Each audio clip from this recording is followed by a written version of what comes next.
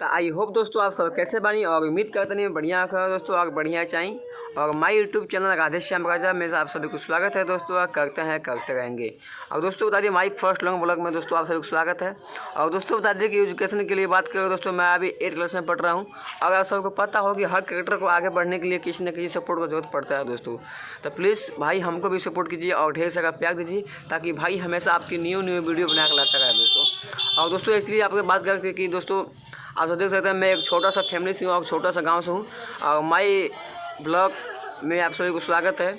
और दोस्तों आपसे एक पर्सनल बात कर रहा हूँ दोस्तों, आप लोगों को पता होगा कि हर क्रिकेटर को आगे बढ़ने के लिए किसी न किसी सपोर्ट की जरूरत पड़ता है। तो प्लीज़ अपने भाई को सपोर्ट कीजिए और ढेर सारा प्यार दीजिए।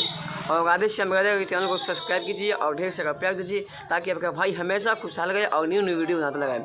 और मेरा घर पूर्वी चंपारण बिहार में है दोस्तों, मैं छोटा सा फैमिली से हूँ।